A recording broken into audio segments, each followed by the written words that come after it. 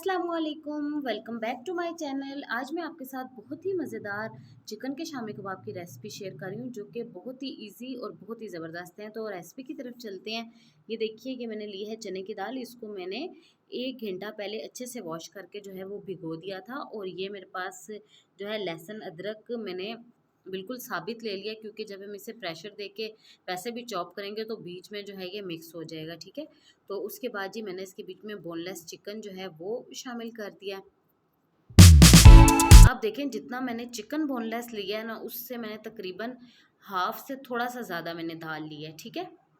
तो इतनी आप क्वांटिटी का हिसाब रख लें खुद ही।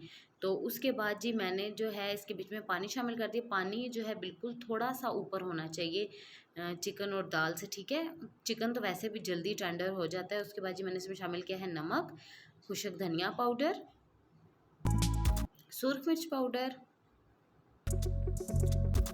काली मिर्च पिसी हुई, हाफ टी स्पून हल्दी,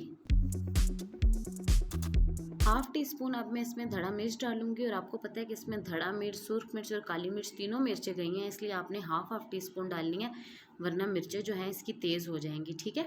तो लास्ट पे मैं इसके बीच में पिसा हुआ गरम मसाला डालूंगी। ये मस्ट है, इसके बगैर जो है कबाब का अच्छा फ्लेवर नहीं आएगा, ठीक है। ये आपने लाजमी डालना है, ठीक है। तो इसके बाद जी मैं प्रेशर कुकर जो है वो बंद करती हूँ, और आपने 20 मिनट तक जो है इसको प्रेशर देना है। 20 मिनट का प्रेशर लग चुका है। अब जो है मैं कुकर जो है वो ओपन करती हूँ। तो आप देखें बिल्कुल पानी जो है इसका ड्राई हो चुका है, और जो हमारा मिक्सचर है वो भी अच्छे से टेंडर हो गया, ठीक है।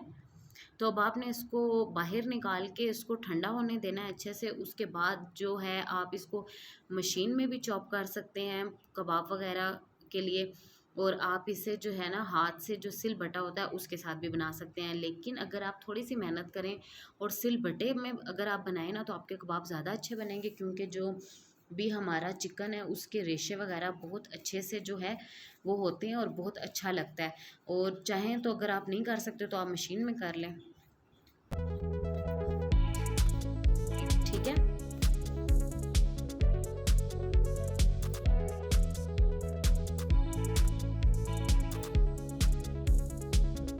मेहनत आपकी थोड़ी सी ज़्यादा लगेगी, लेकिन कबाब आपके बहुत ही अच्छे बनेंगे, ठीक है। तो ये देखें, इसके बीच में जो है अब मैंने क्या क्या शामिल करना है आप ये देख लें।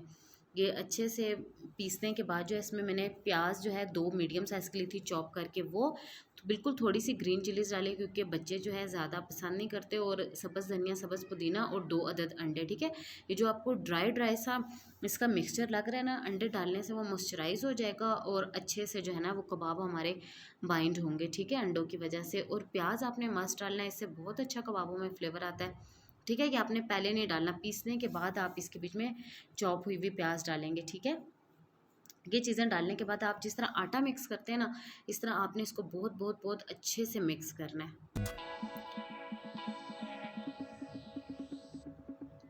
और इसके बाद जो है मैं इसे फ्रीज़र में रखूँगी 10 टू 20 मिनट्स के लिए। तो ये देखिए मैंने प्लेट के ऊपर जो है वो शॉपर लगा के, तो फिर मैंने जो है ना इसको फ्रीज़र में रखा था। डायरेक्ट नहीं रखना, वरना ऊपर से ड्राई हो जाएगा, ठीक है। तो इसके बाद ये देखें, अब ये हमारे कबाब बहुत अच्छे से बनेंगे, क्योंकि ये जो है अपनी जगह पे स्टेबल हो गया। तो अब देखें, अब आपने क्या करना है, एक बाउल में जो है आपने गीले हाथ करने हैं ना, तो पानी लेना है, और पानी से आप अपने हाथ गीले करते जाएंगे, और कबाब जो है ना ऐसे आप शेप बनाते जाएं। हाथों में लें, थोड़े से गोल करें, और उसके बाद प्रेस करें, और फिर साइड से जो है ना आप इसकी शेप बनाएं। चाहे तो किसी ढक्कन वगैरह से भी बना सकते हैं, जितना आपको कबाब का साइज़ पसंद है आप उतना भी बना सकते हैं। तो नॉर्मली मैं तो इस तरह हाथों से ही बनाती हूँ, ठीक है। तो बहुत अच्छी शेप बन जाती है। आप ये आप चेक करें कितनी प्यारी शेप बनी है, ठीक है। इस तरह आपने जो है ना सारे कबाब रेडी कर लेने। हाथ आपने हर दफ़ा गीले करने हैं, और फिर उसके बाद जो है ना इसकी शेप बनानी है।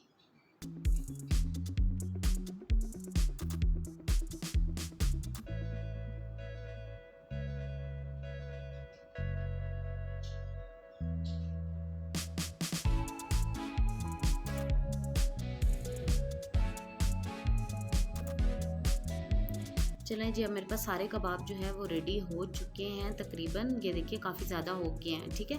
तो उसके बाद आपने क्या करना है, उसको करना है फ्रीज़। फ्रीज़ करने के बाद हम इसे निकाल के ना किसी एयर टाइट डब्बे में डाल के जो है ना हम इसे फिर रखेंगे। ठीक है, सबसे पहले हम ट्रे में ना सबसे नीचे जो है मैंने ऑयल से ग्रीस किया था, और उसके बाद में जितने भी कबाब बने हैं ना मैं इसके ऊपर रखूँगी। ठीक है, ऐसे करके आप रखिए। और इसके ऊपर अगर एक और तय बनानी है तो आप इसके ऊपर शॉपर लगाएं और एक और तय लगा, इस तरह आप तय लगाएंगे और उसके ऊपर एक और कबाब की जो है ना वो लेयर लगा देंगे। ठीक है, और जब सारे फ्रीज़ हो जाएंगे ना, फ्रिज में रखेंगे, तो उसके बाद आपने निकाल के और ट्रे से जो है इसको निकाल देना और एक किसी बॉक्स में डाल के, और आप फिर जो है ना 2 मंथ्स के लिए सेव कर सकते हैं।